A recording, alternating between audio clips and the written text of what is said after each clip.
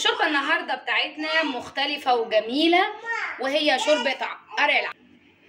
شوربه قرع العسل بطريقه جميله وسهله وطعم لا يقاوم. يلا بينا نشوف الطريقه.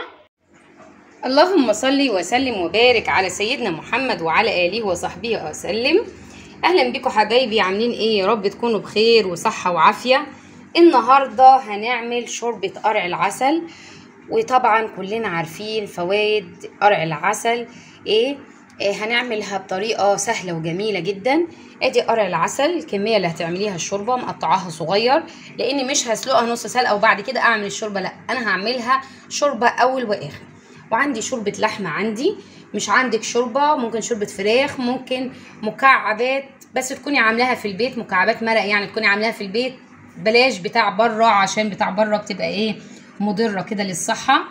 عندي توابل بتاعتي زنجبيل مطحون، يعني بصي على طرف المعلقه كده، اقل من ربع معلقه فلفل اسود اهو، حبهان بودر، كوبيبه صيني، روزماري وملح.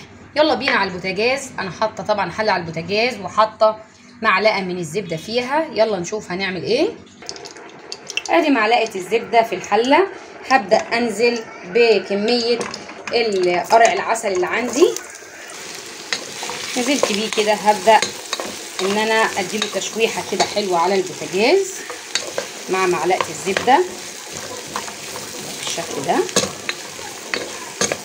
تشويحه كده خفيفه يعني مش كتير. ادي كده شوحته تشويحه حلوه، يعني مش هخليه ياخد لون، هو بس تشوح كده مع الزبده. هبدا انزل بقى بالتوابل بتاعتي، اخليها برضو تاخد تشويحه كده اهو. طبعا انا مش هنزل بالشوربه كده على طول، هخلي الشوربه اخر مرحله. في الاول هنزل بميه، لان طبعا قرع العسل مش مسلوق يعني ناشف. هنزل بكميه ميه صغيره مش كتير، لان قرع العسل هينزل الميه بتاعته. بعد كده التوابل تحفه، ريحتها جميله كده هتتشوح مع قرع العسل. هبدا انزل بالميه بتاعتي بسم الله، مش ميه كتيره اهي بالشكل ده. وهنزل معاها بقى اجيب الشوربه بتاعتي. ادي الميه، طبعا عشان كده انا قلت هحط الشوربه اخر مرحله. حطيت التوابل وحطيت الميه، هبدا ادي الشوربه بتاعتي اهي بتاع اللحمه، هبدا انزل بيها. طبعا الشوربه بتاعتي متبخره وتمام التمام. هبدا بقى اديها غلوه، وبعد كده اهدي النار عليها لغايه ما تبدا تستوي. ادي حبايبي الشوربه بتاعتنا ريحتها تحفه وجميله، وادي استوت على الاخر. ممكن نسيبها نقدمها بالشكل ده، انا هسيبها اقدم طبق بالشكل ده، والباقي هعمله طبعا لو عندك هاند بلندر هيسهل عليك الموضوع جدا. انا هعمله في الخلاط، بس طبعا هسيبه يبرد عشان ما يبهدليش الدنيا. ونشوفه مع بعض.